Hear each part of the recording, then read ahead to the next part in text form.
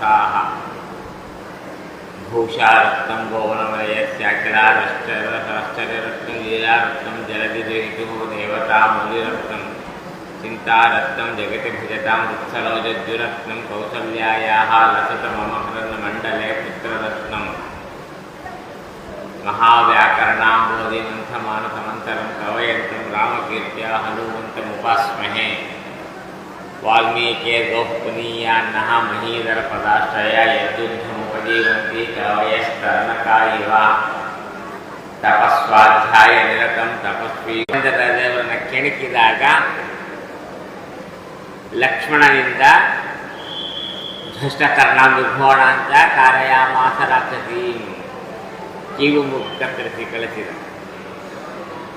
ಆದ್ದರಿಂದ ಕ್ರುದ್ಧನಾದಂತಹ ಸಹಾಯಕರಾದಂಥ ಕರದೂಜನ ತಿಳಿಸಿ ಸಹಾಯ ಕೇಳೋಣ. ಮಾರೀಚ ಮೊದಲಿಗೆ ಹೇಳಿದ ಬೇಡ ಅಂತ. ಆದರೆ ಮನಸ್ಸಿಲ್ಲದ ಮನಸ್ಸಿನಿಂದ, ಧೈರ್ಯವಿಲ್ಲದ ಬಂಡ ಧೈರ್ಯದಿಂದ ಒಪ್ಪಿಕೊಂಡ ರಾಮನಿಗೆ ವಿರೋಧ ಮಾಡಲಿಕ್ಕೆ. ಇದಕ್ಕೆ ಕಾರಣ, ಇದಕ್ಕೆಲ್ಲ ಏನು ಗೊತ್ತ ಕಾರಣ? ಸೀತಾದೇವಿ ಕೇಳೋಣ. ಭಾಗವತದಲ್ಲಿ ಒಂದು ಕಥೆ ಬರ್ತದೆ ಇದೇ ಥರದ್ದು.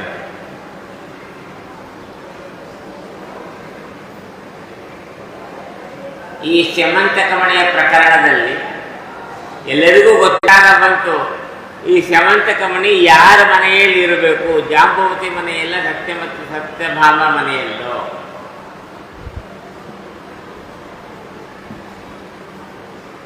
ಸತ್ಯಭಾಮ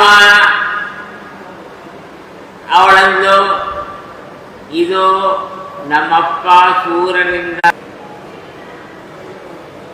ಇಬ್ರು ಜಗಳ ಆಡ್ತಾ ಇದ್ದಾರೆ. ಎಲ್ಲಿ ತನಕ ಹೋಯ್ತು ಅಂತ, ಇದಕ್ಕೆ ನ್ಯಾಯ ಕೊಡೋದು ಯಾರು ಅಂತಂದ್ರೆ ಶ್ರೀಕೃಷ್ಣನೇ ಕೊಡಬೇಕು ಅಂತೇಳಿ ಇಬ್ರು ಬಂದರು. ಕೃಷ್ಣ ಸ್ಯಮಂತಕಮಣಿಯನ್ನು ಆಸೆ ಪಡಲಿಲ್ಲ, ಪರಮಾತ್ಮನ ಆಸೆ ಪಟ್ಟು. ಯಾಕೆ ಅವಳು ಪರನಲ್ಲಿ ಶುಕ್ಲರಾಗಿದ್ದಾಳೆ. ಜಾಂಬವತಿ ಅಷ್ಟಿಲ್ಲ, ಬೇರೆ ಅಜ್ಞಾನಿಗಿಂತ ಉತ್ತಮನೇ ಹೊರತು ಸತ್ಯಭಾಮನ ಹೋಲಿಸಿದ್ರೆ ಅವಳು ಏನೂ ಅಲ್ಲ. ಅಂದರೆ ಆನಂತರದಲ್ಲಿ ಸೇರಿ ಅದರ ಬೆನ್ನತ್ತಿ ಹೋದ. ಮಾರೀಚಂ ಮಾರ್ಗರೂಪಂ, ಮೃಗರೂಪವಾದಂಥ ಮಾರೀಚನ ಬೆನ್ನತ್ತಿ ಹೋಗೋಣ. ಬಹಳ ದೂರ ಹೋದ ಸಂದರ್ಭದಲ್ಲಿ ಆದರೆ ಆ ಶಬ್ದ ಆಶ್ರಮದಲ್ಲಿ ಕೂತಿದ್ದಂತಹ ಲಕ್ಷ್ಮಣನಿಗೆ ಸೀತೆಗೆ ಇಬ್ಬರಿಗೂ ಕೇಳಿಸಿದೆ. ಸೀತೆ ಲಕ್ಷ್ಮಣನ ಹೋಗು, ನಿಮ್ಮ ಅಣ್ಣಂಗೆ ಏನೂ ಆಗಿದೆ, ಅವ್ರು ನೋಡಿಕೊಂಡು ನೋಡೋಣ, ಅವನಿಗೇನೂ ಆಗಿಲ್ಲ, ನಾವು ಹೋಗಲ್ಲ ಅನ್ನೋಣ, ಏನೇನೋ ಬೈಯೋಣ ಮಾಡೋಣ. ಸೀತೆಯನ್ನ ಎಳ್ಕೊಂಡು ಹೋದ ರಾವಣ ಸರ್ವಥಾ ಇಲ್ಲ, ಅದು ಸೀತೆ ಅಲ್ಲ.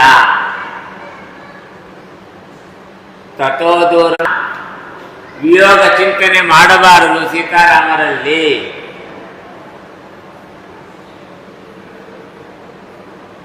ಒಂದು ರೂಪದಿಂದ ಕೈಲಾಸಕ್ಕೆ ಹೋಗಿ ಶಿವ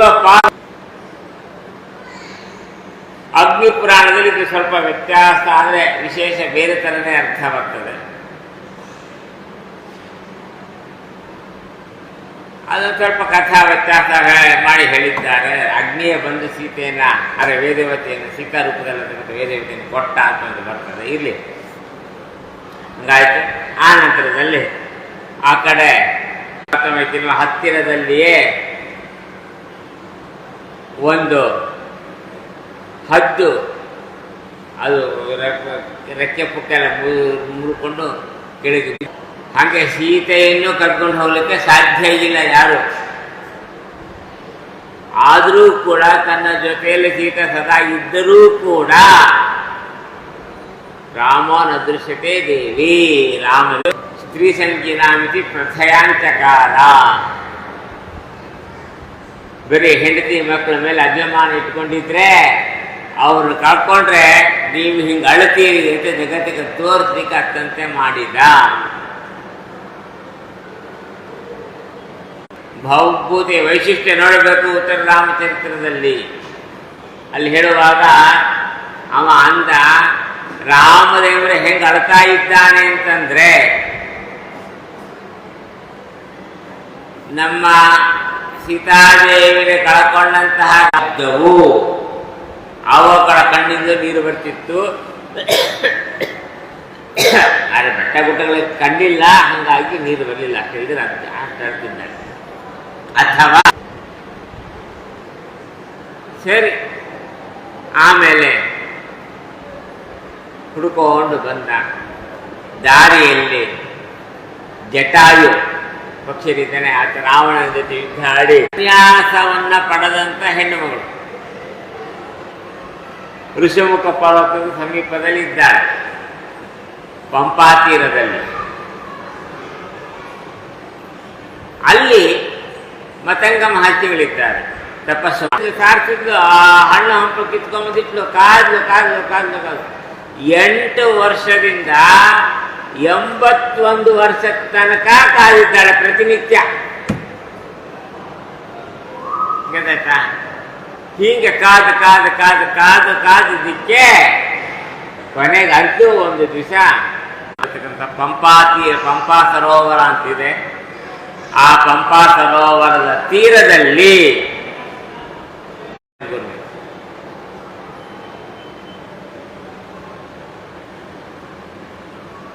ನೀವೆಲ್ಲರೂ ಕೂಡ ರಾಮದೇವರು ಅಳ್ತಾ ಬಂದಿದ್ದಾನೆ ಅಂತ ನೀವಂದರೆ, ಹನುಮಂತ ದೇವರು ಅಳ್ತಾ ಇದ್ದಾನೆ, ರಾಮ ಒಬ್ಬನೇ ಇದ್ದಾನೆ, ರಾಮ ಒಬ್ಬನೇ ಇದ್ದಾನೆ ಅಂತ ಎಲ್ಲ ತಿಳ್ಕೊಂಡಿದ್ದಾರೆ. ಆದರೆ ವಾಸ್ತವಿಕವಾಗಿ ಸೀತಾ ಜೊತೆಯಲ್ಲೇ ಇದ್ದಾಳೆ.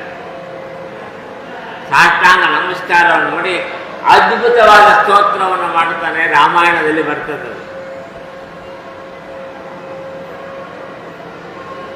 ಆ ಸ್ತೋತ್ರವನ್ನು ಕೇಳಿದಂತಹ ರಾಮದೇವರು ಲಕ್ಷ್ಮಣನಿಗೆ ಒಂದು ಮಾತು ಹೇಳ್ತಾರೆ.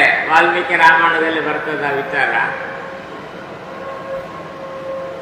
ಕೃಷ್ಣಂ ವ್ಯಾಕರಣಂ ನೂನಂ ಅನೇನಾಧೀತಮುತ್ತಮಂ ಬಹು ವ್ಯಾಹರ್ತಾನೇನ ನ ಕಿಂಚಿತ್ ಅಪಶಬ್ದಿತಂ.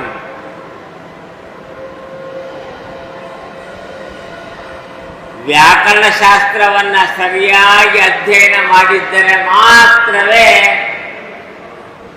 ನಿರ್ದಿಷ್ಟವಾದ ಶಬ್ದಗಳು ಬರ್ತದೆ. ಇಲ್ಲದ್ರೆ ತಲೆಯಲ್ಲಿರೋದೇ ಒಂದು ಅಭಿಪ್ರಾಯ, ಬಾಯಲ್ಲಿ ಬರೋ ಶಬ್ದವೇ ಮತ್ತೊಂದು ಆಗೋಗ್ತದೆ. ಎಲೆಕ್ಷನ್ ಟೈಮ್, ಈಗ ಎಲ್ಲರೂ ಕೂಡ ಪ್ರಚಾರ ಮಾಡ್ತಾ ಇರ್ತಾರೆ. ಯಾರನ್ನೋ ಬೈಬೇಕು ಅಂತ ಹೇಳ್ಕೊಂಡು ಮನಸ್ಸಲ್ಲಿ ಇರ್ತದೆ. ಹೇಳುವಾಗ ನಮ್ಮ ಪಕ್ಷ ಬಹಳ ದುರ್ಬಲವಾಗಿದೆ, ಏನೂ ಸಾಧನೆ ಮಾಡಿಲ್ಲ, ನಮ್ಮ ಪಕ್ಷಕ್ಕೆ ಓಟ್ ಹಾಕಬೇಡಿ, ಆ ಪಕ್ಷಕ್ಕೆ ಓಟ್ ಹಾಕಿ ಅಂತ ಅವನೇ ಹೇಳ್ತಾ ಇದ್ದಾನೆ. ಅವನು ಹೇಳಬೇಕಾಗಿದ್ದು ಬೇರೆ ವಿರೋಧ ಪಕ್ಷದವರು ಸರಿಯಾಗಿ ಮಾಡಿಲ್ಲ, ನಾವು ಚೆನ್ನಾಗಿ ಮಾಡಿದ್ವಿ, ನಮ್ಗೆ ಓಟ್ ಹಾಕಿ ಅಂತ ಕೇಳಬೇಕು ಅಂತ ತಲೆಯಲ್ಲಿದೆ, ಬಾಯಲ್ಲಿ ಬೇರೆ ಪಕ್ಷಕ್ಕೆ ಓಟ್ ಹಾಕಿ ನಮ್ಮ ಪಕ್ಷಕ್ಕೆ ಓಟ್ ಹಾಕಬೇಡಿ ಅಂತ. ಆದರೆ ನಮ್ಮ ಹನುಮಂತ ದೇವರು ಅದ್ಭುತವಾದಂತಹ ಸ್ತೋತ್ರವನ್ನು ಮಾಡಿದರೆ ಒಂದೇ ಒಂದು ಚೂರಾದರೂ ಕೆಟ್ಟ ಶಬ್ದ ಅಪಶಬ್ದಗಳು ಬಂದಿಲ್ಲ. ಬಹು ವ್ಯಾಹಾರತಾನೇನ ನ ಕಿಂಚಿತ್ ಅಪಶಬ್ದಿತ. ಎಷ್ಟು ಹುಡುಕಿದ್ರು ತಪ್ಪು ಶಬ್ದಗಳು ಬಂದಿಲ್ಲ ನಮ್ಮ ಹನುಮಂತ ದೇವರ ಬಾಯಲ್ಲಿ. ಅಂದಮೇಲೆ ಸಂಪೂರ್ಣ ವ್ಯಾಕರಣ ಅಧ್ಯಯನ ಮಾಡಿದ್ದಾನೆ, ವ್ಯಾಕರಣಕ್ಕೆ ಅಭಿಮಾನಿಯಾಗಿದ್ದಾನೆ ಅಂತ ರಾಮದೇವರು ಹೇಳ್ತಾ ಇದ್ದಾನೆ. ಆ ನಂತರದಲ್ಲಿ ಇಬ್ಬರೂ ಕೂಡ ರಾಮ ಲಕ್ಷ್ಮಣನ ಒಂದೊಂದು ಭುಜದ ಮೇಲೆ ಕೂಡಿಸಿಕೊಂಡು, ಒಂದು ಭುಜದ ಮೇಲೆ ರಾಮದೇವರು ಬಲ ಭುಜದ ಮೇಲೆ, ಎಡ ಭುಜದ ಮೇಲೆ ಲಕ್ಷ್ಮಣ, ಇಬ್ಬರನ್ನು ಕೂಡಿಸಿಕೊಂಡು ಹಾರಿಕೊಂಡು ಪಂಪಾ ತೀರದಿಂದ ಋಷಿಮುಖ ಪರ್ವತಕ್ಕೆ ಮೇಲಕ್ಕೆ ಹಾರಿ ಸುಗ್ರೀವನ ಸಮೀಪಕ್ಕೆ ಬಂದಿದ್ದಾರೆ. ಇದು ಈ ಹನುಮಂತ ದೇವರು ಈಗ ತಾತ್ಕಾಲಿಕವಾಗಿ ಮಾಡಿದಂಥ ವ್ಯಾಪಾರ ಅಲ್ಲ. ಇದು ಪ್ರತಿ ಕ್ಷಣದಲ್ಲೂ ಮಾಡುವ ವ್ಯಾಪಾರ ಇದೇನೆ. ಯಾವುದೇ ಒಬ್ಬ ವ್ಯಕ್ತಿ ದೇಹ ತ್ಯಾಗ ಮಾಡ್ತಾ ಇದ್ದಾನೆ ಅಂತ ಆದರೆ ಆಗ ಒಂದು ಭುಜದಲ್ಲಿ ಬಿಂಬರೂಪಿ ಪರಮಾತ್ಮನನ್ನ, ಮತ್ತೊಂದು ಭುಜದಲ್ಲಿ ಜೀವನನ್ನ ಇಟ್ಟುಕೊಂಡು ವಾಯುದೇವರು ಹಾರ್ತಾ ಇರ್ತಾನೆ. ವರದೋ ವಾಯುವಾಹನವಾಗಿದ್ದಾನೆ. ಇವಾಗ ಅದನ್ನೇ ಸ್ಪಷ್ಟಪಡಿಸ್ತಾ ಇದ್ದಾನೆ. ಜೀವನನ್ನ ಇಟ್ಟುಕೊಂಡು ಹಾರುತ್ತಾ ಇದ್ದಾನೆ ಹನುಮಂತ ದೇವರು.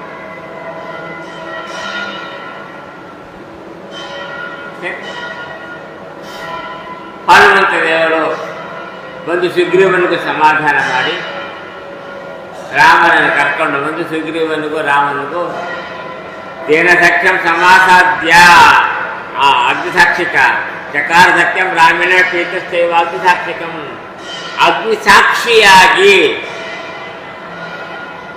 ಮೈತ್ರಿಯನ್ನ, ಸ್ನೇಹವನ್ನ ಇಬ್ಬರು ಸಂಪಾದನೆ ಮಾಡ್ಕೊಂಡಿದ್ದಾರೆ. ಆಮೇಲೆ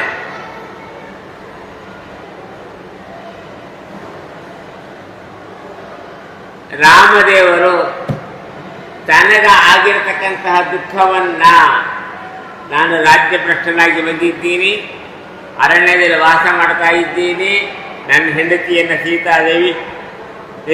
ಸೀತಾದೇವಿಯನ್ನು ರಾವಣ ಅಪಹಾರ ಮಾಡಿದ್ದಾನೆ ಅಂತ ರಾಮದೇವರು ಹೇಳಿದ್ರೆ, ಸುಗ್ರೀವ ಅಂದ ರಾಮಾಯ ಆವೇದಿತಂ ಸರ್ವಂ ಪ್ರಣಯ ದುಃಖಿತೇನ ಚ, ಅವನಿಗೂ ಅದೇ ದುಃಖ, ಅವನಿಗೂ ಅದೇ ಪ್ರೀತಿ ಇತ್ತು ರಾಮದೇವರ ಮೇಲೆ. ಹಾಗಾಗಿ ನನಗೂ ಹಾಗೆ ಆಗಿದೆ. ನಾನು ರಾಜ್ಯಭ್ರಷ್ಟನಾಗಿದ್ದೀನಿ, ನನ್ನ ಹೆಂಡತಿಯನ್ನು ವಾಲಿನ ಮಣ್ಣ ಅಪಹಾರ ಮಾಡಿದ್ದಾನೆ. ಏನ್ ಮಾಡಬೇಕು? ಆಗ ರಾಮದೇವರಂದ, ನಾನು ವಾಲಿಯನ್ನು ಸಂಹಾರ ಮಾಡಿ ನಿನಗೆ ರಾಜ್ಯ ಕೊಡಿಸ್ತೀನಿ, ನೀನು ಹೆಂಡತಿನ ವಾಪಸ್ ಕೊಡಿಸ್ತೀವಿ ಅಂತ ರಾಮದೇವ ಪ್ರತಿಜ್ಞೆ ಮಾಡಿದ್ರೆ, ಸುಗ್ರೀವ ತಾನು ಪ್ರತಿಜ್ಞೆ ಮಾಡಿದ, ನಾನು ಕೂಡ ನಿನ್ನ ಹೆಂಡತಿನ ಹುಡುಕಿಸಿಕೊಡ್ತೀನಿ. ಇಬ್ರು ಒಬ್ರಿಗೂ ಪ್ರತಿಜ್ಞೆ ಮಾಡಿದ್ರು. ಆದರೆ ರಾಮ ನೋಡಿದ್ರೆ ಇಲ್ಲಿ ಸಣ್ಣ ಹುಡುಗ, 25-26 ವರ್ಷದ ಹುಡುಗ. ವಾಲಿ ಅದ್ಭುತವಾದ ಬಲಶಾಲಿ. ಆ ವಾಲಿಯನ್ನ ಸಂಹಾರ ಮಾಡುವ ಸಾಮರ್ಥ್ಯ ಈ ರಾಮನಿಗೆ, ಸಣ್ಣ ಹುಡುಗನಾದಂಥ ರಾಮನಿಗೆ ಇದೆಯಾ?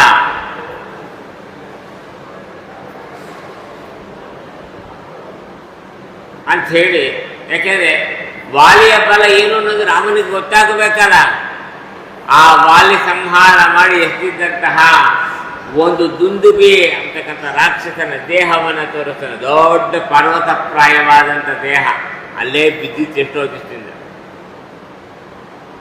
ಹಂಗೇ ಬಿದ್ದಿದ್ದ ದೇಹ ಅದನ್ನು ವಾಲಿ ಸಂಹಾರ ಮಾಡಿದ್ದ, ಅದನ್ನು ತೋರಿಸ್ತಾನೆ. ನೋಡಿ, ಇದು ನಮ್ಮ ಅಣ್ಣ ಸಂಹಾರ ಮಾಡಿರ್ತಕ್ಕಂಥ ದುಂದುಬಿಯ ದೇಹ ಅಂದಾಗ ಅದನ್ನ ಪಾದಾಂಗುಟನ ಚಿಕ್ಷೇಪ ಸಂಪೂರ್ಣಂ ದಶಯೋಜನಂ. ನಮ್ಮ ರಾಮದೇವರು ತನ್ನ ಪಾದದ ಅಂಗುಷ್ಟ ಹೆಬ್ಬೆರಳು ತಾಕ್ಷಿದಕ್ಕೆ 10 ಯೋಜನ ದೂರದಲ್ಲಿ ಹೋಗಿ ಬಿದ್ದು ಹೋಯ್ತು ಆ ಹೆಣ.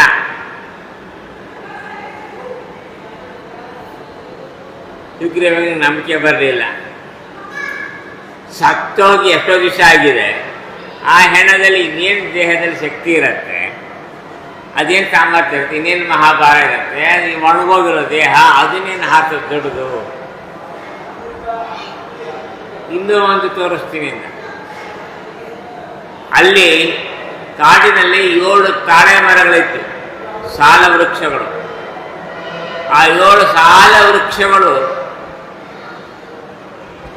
ಹೆಂಗಿದ್ದು ಅಂದರೆ, ಆ ಎಷ್ಟು ಜೋರು ಗಾಳಿ ಬಂದರೂ ಎಲೆಗಳು ಅಲ್ಲಾಡ್ತಿರ್ಲಿಲ್ಲ. ಅದು ಆ ಮರವನ್ನು ಹತ್ತಕ್ಕೆ ಯಾರಿಗೂ ಆಗಿರಲಿಲ್ಲ. ಆ ಮರವನ್ನು ಕಡಿಲಿಕ್ಕಾಗಲ್ಲ, ಹತ್ರ ಹೋಗ್ಲಿಕ್ಕಾಗಲ್ಲ. ಹಂಗೆ ಭಯಂಕರ ನೋಡ್ಲಿಕ್ಕೆ ಹೆದರಿಕೆ ಬರುವಂಗಿತ್ತು ಆ ಮರಗಳು. ಆದರೆ ವಾಲಿ ಏನು ಮಾಡ್ತಿದ್ದ, ಯಾವಾಗಲಾದರೂ ಒಮ್ಮೆ ಒಂದು ಮರವನ್ನು ಹತ್ತಿ ಒಂದೇ ಒಂದು ಎಲೆಯನ್ನ ಅಲ್ಲಾಡಿಸ್ತಿದ್ದ. ಅಷ್ಟೇ ಅವಳು ಸಾಮರ್ಥ್ಯ ಇತ್ತು, ಜಾಸ್ತಿ ಇಲ್ಲ. ನಿನಗಾಗತ್ತ ಅದು ಅಂತ ಸುಗ್ರೀವ ರಾಮನನ್ನು ಕೇಳಿದಾಗ ಆಗ ರಾಮದೇವರು ವಿಭೇದತೆ ಪುನಃಸಾಲ ಸಪ್ತೈಕೇನ ಮಹೇಶನ ಗಿರಿಂ ರಥಾತರಂತೇವ ಜನೈಂ ಪ್ರತ್ಯಯಂ ತದಾ.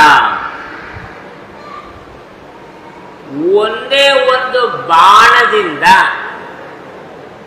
ಆ 7 ವೃಕ್ಷಗಳನ್ನ, ಅವು ಸಾಮಾನ್ಯ ಅಲ್ಲ, ದೈತ್ಯರು 7 ಜನ ದೈತ್ಯರು ಮುಂದಿನ ಕಲ್ಪದಲ್ಲಿ ನಾವು ಸಪ್ತರ್ಷಿಗಳಾಗಬೇಕು ಅಂತ ತಪಸ್ಸು ಮಾಡ್ತಾ ಇದ್ರು. ಆ ತಪಸ್ಸು ಮಾಡತಕ್ಕಂಥ ಆ ದೈತ್ಯರನ್ನ ಒಂದೇ ಬಾಣದಿಂದ ನಾಶ ಮಾಡಿದ, ಎಲ್ಲ ಬಿದ್ದು. ಅಷ್ಟೇ ಅಲ್ಲ, ಆ ಬಾಣ ಸೀದ ರಸಾತಲಕ್ಕೆ ಹೋಗಿ ಅಲ್ಲಿರ್ತಕ್ಕಂಥ ಅನೇಕ ದೈತ್ಯರನ್ನು ನಾಶ ಮಾಡಿ ಪುನಃ ರಾಮನ ಬತ್ತಲಿಕ್ಕೆ ಬಂದು ಬಿತ್ತು.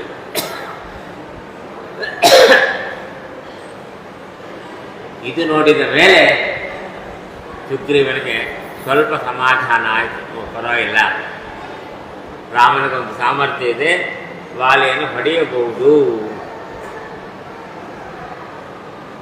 ಸರಿ, ರಾಮನ ದೇವರ ಸಹಿತವಾಗಿ ಕಿಷ್ಕಿಂಧ ಪಟ್ಟಣಕ್ಕೆ ಬಂದು ಯುದ್ಧವನ್ನು ಸಾರಿದ್ದಾನೆ.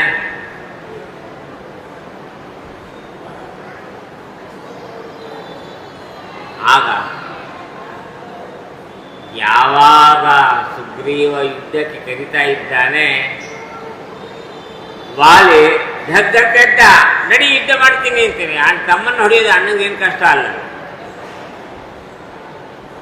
ಆಗ ಆ ವಾಲಿಯ ಹೆಂಡತಿ ತಾರೆ ತಡಿತಾಳೆ, ಬೇಡ, ಇಷ್ಟು ದಿವಸದಿಂದ ಹೆದರುಕೊಂಡು ಎಲ್ಲೋ ಗುಹೆಯಲ್ಲಿ ಅಡಿಗೆ ಕೂತಿದ್ದಾನೆ ನನ್ನ ತಮ್ಮ, ಒಂದು ದಿವಸವೂ ಬರಲಿಲ್ಲ, ಎದುರಿಗೆ ಬರೋ ಧೈರ್ಯ ಮಾಡಿಲ್ಲ. ಈ ಬರೀ ಎದುರಿಗೆ ಬರೋ ಧೈರ್ಯ ಮಾಡಿಲ್ಲ ಅಷ್ಟೇ, ಇವತ್ತು ಯುದ್ಧಕ್ಕೆ ಕರೀತಾ ಇದ್ದಾನೆ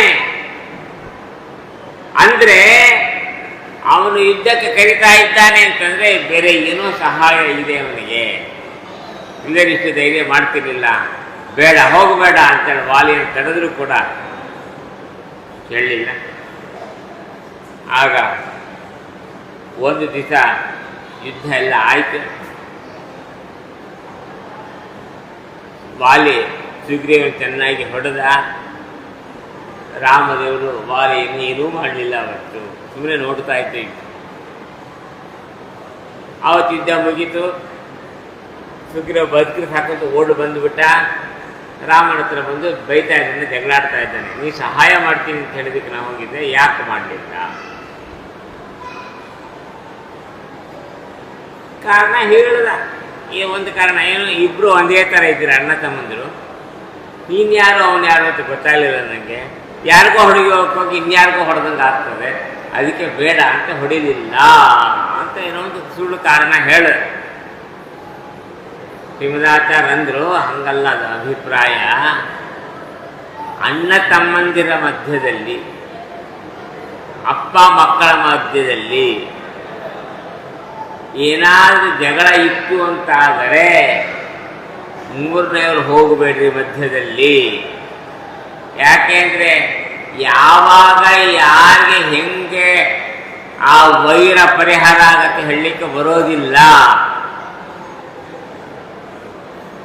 ಇಬ್ಬರು ಸೇರ್ಕೊಂಡು ಕೊನೆಗೆ ನಿಮ್ಮನ್ನೇ ಹೊಡೆದು ಕಳಿಸ್ತಾರೆ ಅವಾಗ ಮಧ್ಯದಲ್ಲಿ ಹೋದರೆ. ಅದರಿಂದ ಸಾಹಸ ಹೋಗಬೇಡಿ, ಕಾದು ನೋಡಿ. ಅದಕ್ಕೋಸ್ಕರ ಒಂದು ದಿವಸ ಕಾದ. ಮರು ದಿವಸ ರಾಮದೇವರು ಬಾಣವನ್ನು ಹೊಡೆದ. ಅಂದರೆ ಅನೇಕ ಕಾರಣಗಳು ಹೇಳ್ತಾರೆ, ಮರದ ಹಿಂದೆ ನಿಂತು ಹೊಡೆದ, ಮಾಡ್ದ, ಹಾಗೆ ಹಿಂಗೆ ಅಂತ. ಅದಕ್ಕೂ ಶ್ರೀಮದಾಚಾರ್ಯ ಸ್ಪಷ್ಟತೆ ಕೊಡ್ತಾರೆ. ಅವನಿಗೇನೋ ವರ ಇತ್ತು, ಆ ಬಲ ಇವನು ಬರ್ತಿತ್ತು, ಇವನ ಬಲ ಅವನಿಗೆ ಹೋಗ್ತಿತ್ತು. ಆ ಯಾವ ಬಲವೂ ಹೋಗ್ತಿರ್ಲಿಲ್ಲ. ರಾಮದೇವರು ಎದುರು ನಿಂತಿದ್ರೆ ಆ ಹೆದರಿಕೆಯೆಲ್ಲ ಏನೂ ಇಲ್ಲ. ಆದರೆ ರಾಮದೇವರ ಏನಾದರೂ ಹೋಗಿ ಎದುರು ನಿಂತಿದ್ರೆ ವಾಲಿ ಯುದ್ಧ ಮಾಡ್ತಿರ್ಲಿಲ್ಲ, ಓಡುವಂದು ರಾಮದೇವರ ಪಾದಕ್ಕೆ ಬೀಳುತ್ತಿದ್ದ. ಶರಣಾಗತರಾಗಿ ಬಂದವ್ರನ್ನ ಹೊಡೆಯೋದು ಧರ್ಮ ಅಲ್ಲ, ಕ್ಷತ್ರ ಧರ್ಮ ಅಲ್ಲ ಅದು. ಹಾಗಾಗಿ ಹೊಡಿತೀನಿ ಕೊಲ್ತೀನಿ ಅಂತ ಪ್ರತಿಜ್ಞೆ ಮಾಡಾಗಿದೆ. ಅವನು ಕಾಲಕ್ಕೆ ಬಂದು ಬಿದ್ದರೆ ಹೊಡಿಲಿಕ್ಕೆ ಆಗೋದಿಲ್ಲ, ಅದಕ್ಕೆ ಮರೆಯಲ್ಲಿ. ಆದರೆ ಹೊಡು ಬಿದ್ದ ಮೇಲೆ ನೀನು ಬದುಕಿಸ್ತೀನಿ ಅಂತ ಕೇಳಿದ, ಬೇಕಾದ್ರೆ ಅಪೇಕ್ಷೆ ಪಟ್ಟರೆ ನೀನು ಬದುಕಿಸ್ತೀನಿ ಅಂತ ಕೇಳಿದ, ಬೇಡ ಅಂದ್ಬಿಟ್ಟ ವಾಲಿ. ಸಾವು ಯಾವತ್ತು ಯಾರಿಗೆ ಎಲ್ಲಿ ಹೆಂಗೆ ಬರುತ್ತೆ ಅಂತ ಗೊತ್ತಿಲ್ಲ, ಬಂದೇ ಬರುತ್ತೆ, ಬಂದೇ ಬರುತ್ತೆ ಎಲ್ರಿಗೂ ಸಾವು. ಯಾರಿಗೆ ಯಾವಾಗ ಎಷ್ಟೊತ್ತಿಗೆ ಏನು ಅಂತ ನೀವು ಹೇಳ್ಬಿಟ್ಟು ಬರ್ತದೆ ಅದು ಸಾವು. ಏನು ಡಾಕ್ಟ್ರು ಸ್ಕ್ಯಾನ್ ಮಾಡಿ ಬೇಕಾದ್ರೆ ಇಂಥ ದಿವಸ ಇಷ್ಟನೇ ತಾರೀಕು ಇಷ್ಟೊತ್ತಿಗೆ ಹಡಿತಾಳೆ ಅಂತ ಬೇಕಾದ್ರೆ ಹೇಳ್ಬೋದೇ ಹೊರತು ಸಾಯೋದು ಎಷ್ಟೊತ್ತಿಗೆ ಅಂತ ಯಾವ ಸ್ಕ್ಯಾನ್ ಮಾಡೋಕ್ಕಾಗಿಲ್ಲ ಇನ್ನು. ಅಂದಮೇಲೆ ಯಾವಾಗೋ ಯಾರೋ ಎಲ್ಲೋ ಹೆಂಗೋ ಸಾಯೋದು ಇದ್ದೇ ಇದೆ. ಆದರೆ ಇವತ್ತಿನಂತಹ ಒಂದು ಸುವರ್ಣಾವಕಾಶ ಯಾವುದು? ರಾಮದೇವರನ್ನ ಎದುರಿಗೆ ನೋಡ್ತಾ ನೋಡ್ತಾ ನೋಡ್ತಾ ದೇಹ ತ್ಯಾಗ ಮಾಡೋದು ಯಾರಿಗೆ ಸಾಧ್ಯ ಇದೆ? ಅದು ಪುನಃ ಹೇಳ್ತೈತಿ, ಸಿಗತ್ತ ನಮಗೆ? ಮುಂದಿನ ಯಾವ ಜನ್ಮದಲ್ಲಿ ಹೆಂಗೆ ಸಿಗ್ತದೆ ಏನೋ ಗೊತ್ತಿಲ್ಲ. ಹೋಗ್ತೀನಿ ಅಂತೇಳಿ ಪರಮಾತ್ಮನ ನೋಡ್ತಾ ನೋಡ್ತಾ ಭಗವಂತನ ರೂಪವನ್ನು ಧ್ಯಾನವನ್ನು ಮಾಡ್ತಾ ಯೋಗ ಶಕ್ತಿಯಿಂದ ದೇಹ ತ್ಯಾಗ ಮಾಡಿ ತನ್ನ ಮೂಲ ರೂಪಕ್ಕೆ ಇಂದ್ರ ರೂಪಕ್ಕೆ ಹೋಗಿ ಸೇರಿಕೊಂಡು ಬಿಟ್ಟ. ಆನಂತರದಲ್ಲಿ ಸುಗ್ರೀವನಿಗೆ ಪಟ್ಟಾಭಿಷೇಕ ಆಯಿತು.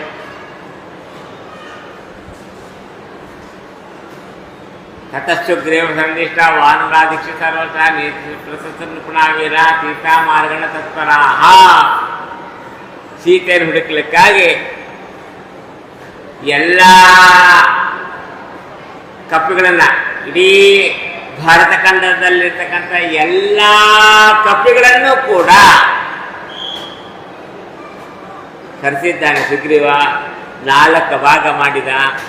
4 ಜನರ 4 ದಿಕ್ಕಿಗೆ ಒಬ್ಬೊಬ್ಬರನ್ನ ಏನಂತಾರೆ ಲೀಡರ್, ಒಬ್ಬೊಬ್ಬರಲ್ಲಿ ಅಧ್ಯಕ್ಷನನ್ನಾಗಿ ಮಾಡಿ ಎಲ್ಲರನ್ನೂ ಕಳಿಸ್ಕೊಟ್ಟು ಮಾಡಿ ಎಲ್ಲರೂ ಹೋಗ್ಬೇಕಂದ್ರೆ ಯಾರಿಗೂ ಸಿಗಲಿಲ್ಲ, ಮಾಡಲಿಲ್ಲ.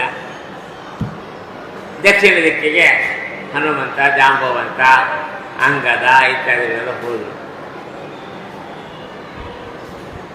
ಮುಂದಿನ ಕಥೆ ಸುಂದರಕಾಂಡ, ರಾಮಾಯಣ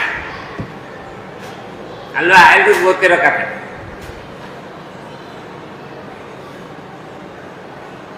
ಇಲ್ಲಿ ಒಂದು ವಿಚಾರವನ್ನು ಮಾಡ್ತಾರೆ ಕೆಲವು ಕುಹೋಕಿಗಳು. ಸುಂದರಕಾಂಡ ಇದು ಏನು ಹೇಳ್ತಾ ಇದೆ ಅಂತಂದ್ರೆ, ಹನುಮಂತ ಲಂಕಾಪಟ್ಟಣಕ್ಕೆ ಹೊರಟಾಗಿನಿಂದ ಅಲ್ವಾ, ಈ ಕಡೆ ಪರ್ವತ ಹಾರಿ ಲಂಕಾಪಟ್ಟಣಕ್ಕೆ ಹೋದಾಗಿನಿಂದ ಆ ಲಂಕಾಪಟ್ಟಣದ ಅನೇಕ ಕೆಲಸಗಳು ಏನೇನೋ ಹೊಡ್ತಾ ಬಡ್ತಾ ಲಂಕಾದಹನ ಇನ್ನೊಂದು ಮತ್ತೊಂದು ಎಲ್ಲ ಮುಗಿಸ್ಕೊಂಡು ವಾಪಸ್ ಬರೋ ತನಕ ಕಥೆ ಇದೆ.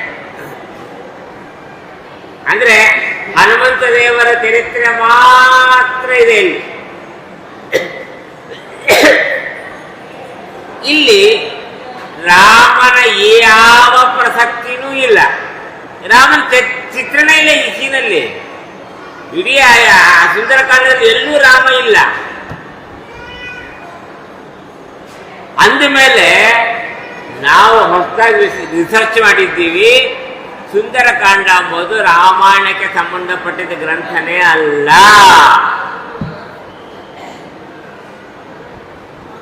ಪ್ರತ್ಯೇಕವಾದ ಇನ್ನೊಂದು ಗ್ರಂಥ ಬೇಕಾದ್ರೆ ಆಗಬಹುದು. ಅದು ಸುಂದರಕಾಂಡ ಅಂದರೆ ವಾಲ್ಮೀಕಿ ಮಹರ್ಷಿಯ ಮತ್ತೊಂದು ಗ್ರಂಥ ಆಗುವುದೇ ಹೊರತು ರಾಮಾಯಣ ಅಂತರ್ಗತವಾದದ್ದಲ್ಲ. ಯಾಕೆ ರಾಮಾಯಣ ಆಗ್ಬೇಕಾದ್ರೆ ರಾಮ ಇರ್ಬೇಕಲ್ಲ. ಸುಂದರಕಾಂಡದಲ್ಲಿ ಎಲ್ಲೂ ರಾಮ ಇಲ್ಲ. ಇದು ಒಂದು ಪ್ರಶ್ನೆ. ಇನ್ನೊಂದು ಪ್ರಶ್ನೆ,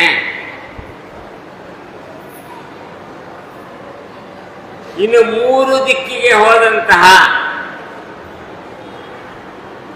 ಕಪಿಗಳು ಎಲ್ಲೆಲ್ಲಿ ಹೋದ್ರು, ಏನೇನು ಮಾಡಿದ್ರು, ಏನಾಯ್ತು, ಎತ್ತಾಯ್ತು, ಯಾವ ನದಿ, ಪರ್ವತ, ಗಿಡ, ಮರ ಏನೇನು ಸಿಗ್ತದೆ ಯಾವ ವರ್ಣನೆಯೂ ಇಲ್ಲ. ಇಲ್ಲಿ ಮಾತ್ರ ಈ ಸುಂದರಕಾಂಡಲ್ಲಿ ಮಾತ್ರ ಎಲ್ಲ ವರ್ಣನೆ ಇದೆ. ಇವರು ಹೋದಾಗಿನಿಂದ ವಾಪಸ್ ಬರುವ ತನಕ ಏನೇನಾಯ್ತು ಎಲ್ಲ ವರ್ಣನೆ ಇದೆ. ಮಿಕ್ಕವ್ರು ಯಾರು ಹೋಗಿದ್ದು ವಿಚಾರಣೆ ಇಲ್ಲ, ಹೋದ್ರು ಸಿಗಲಿಲ್ಲ, ವಾಪಸ್ ಬಂದ್ರು, ಇಷ್ಟೇ. ಒಂದು 5-6 ಶ್ಲೋಕ, 10 ಶ್ಲೋಕ, 20 ಶ್ಲೋಕ.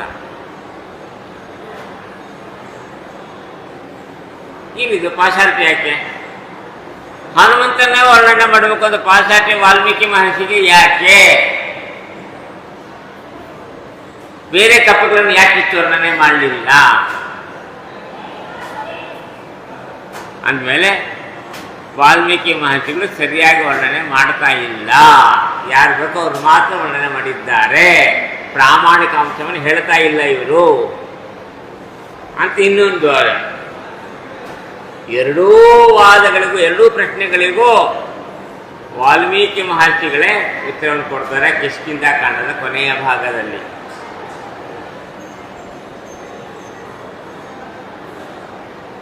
ಶ್ರೀಮದಾಚಾರ್ಯರ ನಿರ್ಣಯಕ್ಕೆ ಅನುಗುಣವಾಗಿ ವಾಲ್ಮೀಕಿ ರಾಮಾಯಣವನ್ನು ಅರ್ಥ ಮಾಡಿಕೊಳ್ಳೋದಾದರೆ ಎರಡನೇ ಪ್ರಶ್ನೆಗೆ ಮೊದಲನೇ ಉತ್ತರ. ಬೇರೆ ಕಪಿಗಳ ವರ್ಣನೆ ಮಾಡಿದ್ರೆ ಹನುಮಂತನ ಮಾತ್ರ ವರ್ಣನೆ ಮಾಡಿದ್ದಾರೆ. ಯಾಕೆ?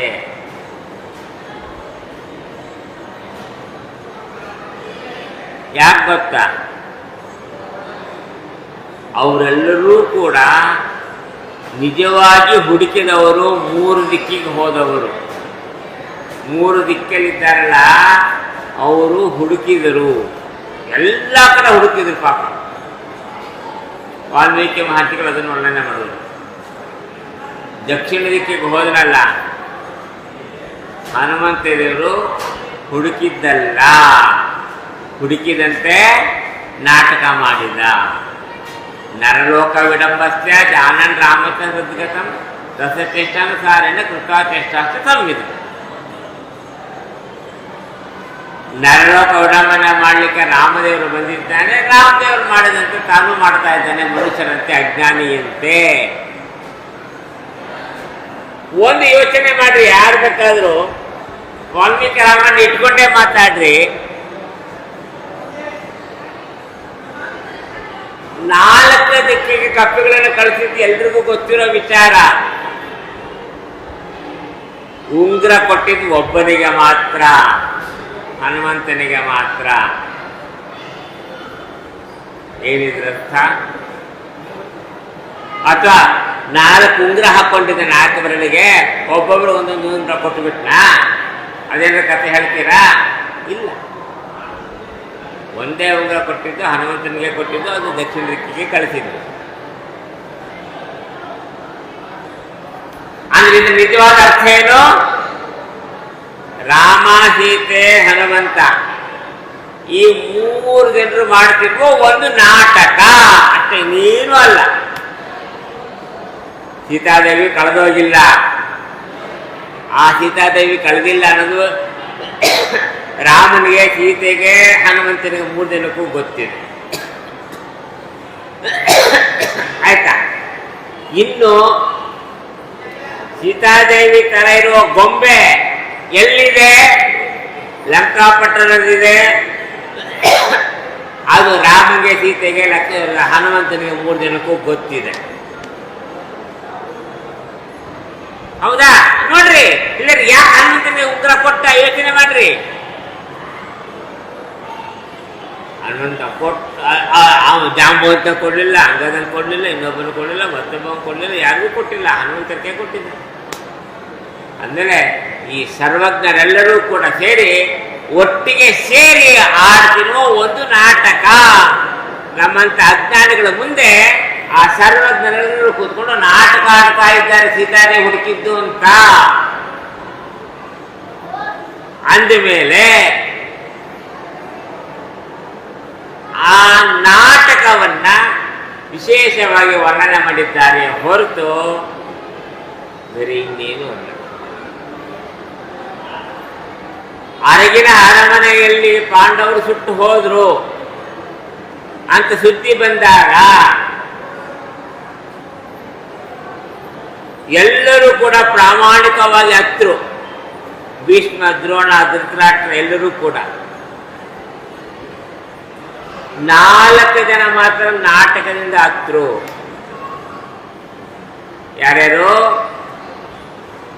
ಈ ಕಡೆ ಕೃಷ್ಣ, ವಿದುರ, ಆ ಕಡೆ ದುರ್ಯೋಧನ, ಶಕುನಿ. ಈ 4 ಜನ ನಾಟಕದಲ್ಲಿ ಹತ್ತರು. ಶಕುನಿ ಏನಂದ? ಹೆಂಗ ಮೋಸ ಮಾಡಿ ಅವ್ರನ್ನ ಕೊಂದು ಬಿಟ್ವಿ, ನಾಶ ಮಾಡಿಬಿಟ್ವಿ, ನಮ್ಗೆ ಖುಷಿ ಆಯ್ತು, ನಮ್ಗೆ ಇನ್ಯಾರು ಇಲ್ಲ, ನಾವೇ ರಾಜರು, ನಾವೇನ್ ಬೇಕಾದ್ ಮಾಡಬಹುದು, ಇನ್ ಖುಷಿ ಆಯ್ತು ಅಂತ ಅಳ್ತಾ ಇದ್ದಾರೆ. ಅಳಬೇಕಲ್ಲ, ಸತ್ಯದ ಮನೆಯಲ್ಲಿ ಅಳಬೇಕಾದ್ರೆ ಖುಷಿಯಿಂದ ಅಳ್ತಾ ಇದ್ದಾರೆ. ವಿದುರ ಕೃಷ್ಣನಿಗೆ ಹೇಳ್ದ, ಆ ಪಾಂಡವರು ಯಾರು ಸಾಯ್ದಂಗೆ ಚುರಂಗ ಮಾರ್ಗ ತೋರಿಸಿದ್ರು, ತಪ್ಪಿಸ್ಕೊಂಡು ಹೋಗಕ್ಕೆ ವ್ಯವಸ್ಥೆಯನ್ನು ಮಾಡಿದ್ದೀನಿ. ಆರ್ಗೇನೆ ಅರಮನೆ ಸುಟ್ಟು ಹೋದ್ರು ಕೂಡ ಒಳಗಿದ್ದಂಥ ಪಾಂಡವರು ಯಾರು ಸತ್ತಿಲ್ಲ. ಅದು ಸತ್ತಿದ್ದಾರೆ ಅಂತ ತಿಳ್ಕೊಂಡಿದ್ರೆ ನಾವು ಅಳ್ತಾ ಇದ್ವಿ, ಅವರು ಅಳ್ತಾ ಇದ್ರು, ಅಳೋಣ ಅಂತ ನಾಟಕವಾಗಿ ಅಳ್ತಾ ಇದ್ದಾರೆ. ಯಾರು? ವಿದುರ, ಕೃಷ್ಣ ಅಲ್ವಾ? ಅಂದ್ರೆ ಭಗವಂತ ಎಲ್ಲಿರ್ತಾನೋ ಅಲ್ಲಿ ಒಂದು ಸ್ಪೆಷಲ್ ನಾಟಕ ಇರ್ತದೆ, ಅದೊಂದು ಪ್ರತ್ಯೇಕ ನಾಟಕ. ಯಾಕೆ ಅವರು ಸರ್ವಜ್ಞ, ಭೀಮಸೇನರು ಸರ್ವಜ್ಞರು. ಆಮೇಲೆ ಅಲ್ಲೊಂದು ನಾಟಕ ಆಯ್ತು, ಈಗ ಇಲ್ಲೊಂದು ನಾಟಕ ಆಗ್ತಾ ಇದೆ. ಯಾವುದು?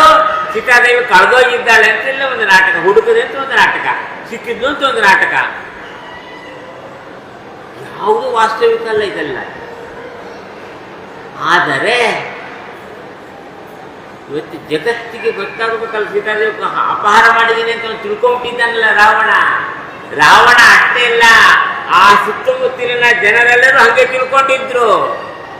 ಅಯ್ಯಯ್ಯೋ, ರಾಮದೇವ್ರ ಅರಣ್ಯಕ್ಕೆ ಬಂದಿದ್ದ, ಸೀತಾದೇವಿ ರಾವಣ ಅಪಹಾರ ಮಾಡ್ಕೊಂಡು ಹೊರಟೋಗಿದ್ದಾನೆ, ಅಯ್ಯಯ್ಯೋ ಅಯ್ಯಯ್ಯೋ ಅಯ್ಯಯ್ಯೋ ಅಂತ ಹಂಗೆ ಗೊತ್ತಿಲ್ಲ. ಮತ್ತೆ ಅದಕ್ಕೊಂದು ಉತ್ತರ ಕೊಡಬೇಕಲ್ವ ಈಗ. ಅಂದ ಮೇಲೆ ಇದಿಷ್ಟು ಕೂಡ ಸುಂದರ ಕಾಂಡ. ಅಂದ್ರೆ ಬರೀ ಹನುಮಂತನ ಚರಿತ್ರೆ ಅಲ್ಲ ಇದು. ಸೀತಾ, ರಾಮ, ಹನುಮಂತ 3 ಜನರು ಸೇರಿ ಮಾಡಿ ಇರ್ತಕ್ಕಂಥ, ನಡೆಸಿರ್ತಕ್ಕಂಥ ಒಂದು ನಾಟಕ. ಇದು ಒಂದು ಅಂಶ. ಇನ್ನೊಂದು ಅಂಶ ಹೇಳಬೇಕು ಅಂತಾದ್ರೆ, ಬೇರೆ ಕಪಿಗಳು ಹೋದ್ರಲ್ಲ, ಅವರಿಗೆ ಎಲ್ಲಿಯೂ ಕೂಡ ಇಷ್ಟು ದೊಡ್ಡ ಸಮುದ್ರ ಸಿಕ್ಕಿಲ್ಲ. ಸಣ್ಣ ಸಣ್ಣ ಸಣ್ಣ ನದಿಗಳು, ತೊರೆಗಳು, ಅದು ಇದು ಕೆರೆ ಬಾವಿಗಳು ಸಿಕ್ಕಿದೆ ಹೊರತು ಇಷ್ಟು ದೊಡ್ಡ ಸಮುದ್ರ ಯಾರಿಗೂ ಸಿಕ್ಕಿಲ್ಲ. ಅದು ಸಿಕ್ಕಿದ್ದು ಹನುಮಂತನಿಗೊಬ್ಬನಿಗೆ. ಅದು ಅವನು ಒಬ್ಬನೇ ದಾಟಕ್ಕೆ ಸಾಧ್ಯ ಆಗಿದ್ದು, ಬೇರೆ ಯಾರಿಗೂ ಆಗಲಿಲ್ಲ.